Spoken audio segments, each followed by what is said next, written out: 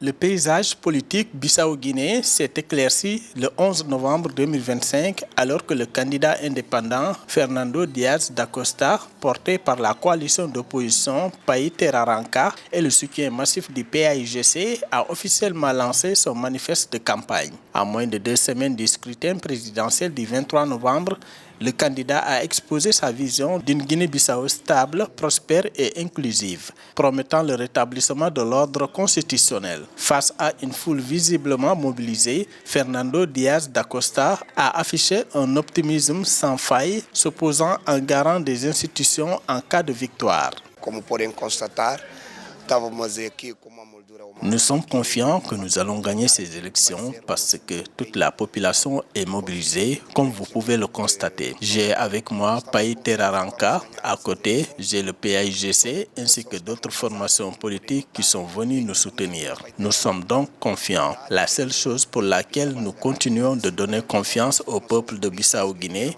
est que dans le cadre de notre victoire, nous allons savoir respecter les principes de l'unité nationale, les principes de garantie de la Constitution de la République. Vamos saber respeitar os princípios da unidade nacional. Le véritable poids politique de l'événement s'est reposé sur la présence et l'intervention de Domingos Simoes Pereira. Le leader du PAIGC, écarté de la course par la Cour suprême, a justifié la stratégie de soutien à Diaz da Costa, faisant de cette élection un référendum contre la gestion du pouvoir actuel. Moi, je pense que notre candidat, le futur président de la Guinée, l'a dit de forme très claire. Il vient de présenter son manifeste de candidature pour assurer au peuple bissau-guinéen le rétablissement de l'ordre constitutionnel. Pendant les dernières 5 années, on a vécu une situation de dictature, d'imposition d'une autorité qui met en côté et qui ignore tous les dispositifs légaux internes.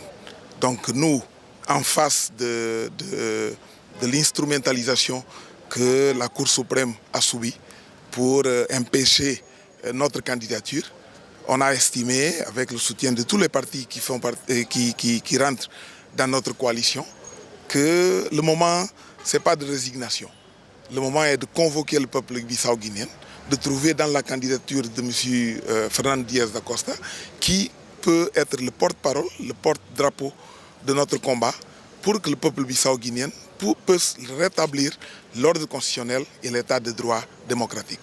La présentation de ce manifeste officialise l'affrontement direct entre l'opposition unie et le camp du président Embalo. Fernando Diaz da Costa, bien qu'indépendant, est désormais la figure de proue d'une coalition déterminée à tourner la page des crises institutionnelles récentes. 12 candidats, dont le chef de l'État sortant, Umaro Sissoco Embalo, qui brigue un second mandat, sont en lice pour la présidentielle.